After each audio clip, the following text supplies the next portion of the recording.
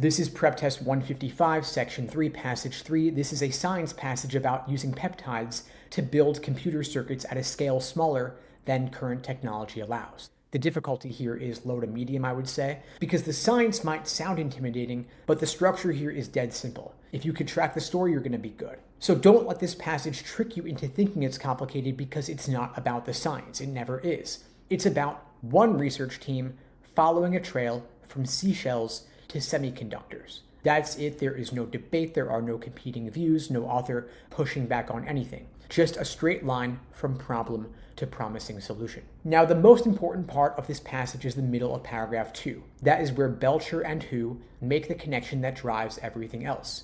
If you nail that moment, you can handle whatever the questions throw at you. Now, paragraph 1 here is pure setup. Chips keep getting smaller, and that trend has powered the tech industry for decades. But physics sets a floor around 25 nanometers. You can't shrink transistors past that with current methods. Now, here is where the passage opens a door. Living cells already build complex structures below that limit. So maybe biology can do what engineering can't. The passage name drops DNA research, then immediately moves past it. And that's a signal here. DNA is not the focus. Peptides are. Belcher and Hu are your main characters. You want to move through this paragraph at a steady pace, grab the problem, and then the pivot. Don't memorize the nanometer number. It's not important. Paragraph 2 is where you slow way down. This is the engine of the passage, and it starts with backstory. Belcher was studying abalone shells for her doctoral work. Her team found that one specific peptide controls how calcium carbonate crystallizes into the hard structure of the shell. Stop and register that. A tiny molecule is telling a mineral how to arrange itself, and that is the spark for everything that follows. Now here's the leap. Belcher and Hu looked at that and thought, if a peptide can boss around calcium carbonate, maybe a different peptide could boss around a semiconductor crystal, like the kind used to make transistors. And that one connection is the entire foundation of the passage. Everything before it is context, everything after it is execution. But they had a problem. No peptide anyone knew about could bind to semiconductor materials, not the way the abalone peptide bound to calcium carbonate. So the team couldn't design what they needed. They had to go fishing. They grew 1 billion random peptides and tested which ones stuck to 3 common semiconductor crystals. And a few did.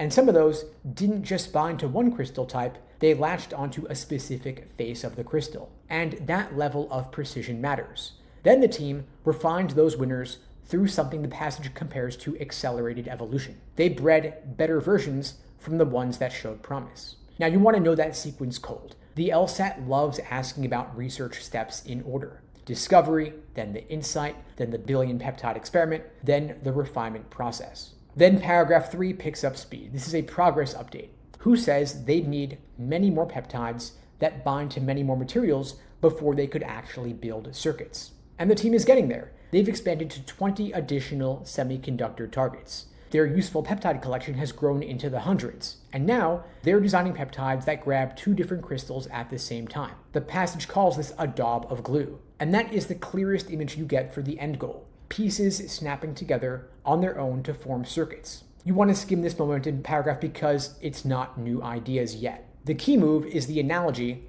at the heart of paragraph 2. Shell peptide controls mineral crystal growth. Therefore, maybe other peptides can control semiconductor crystal growth. Every hard question on this passage will trace back to that logic. Now, the author thinks this research is promising, full stop. There is zero skepticism in this passage, and that is the trap. When the passage says no known peptide could bind to semiconductors, students will read that as doubt or uncertainty, but it's not. It's a problem the researchers already solved 2 sentences later in the passage. So if you carry that limitation feeling into the questions, you're going to pick wrong answers on attitude and tone questions. Now, before you go to the questions, you want to test yourself with these questions. First, why did the researchers use 1 billion random peptides instead of building specific ones? Second, what did the abalone discovery actually prove that mattered for semiconductors? And third, why does the passage end on dual binding peptides? What problem do those solve that single binding ones don't?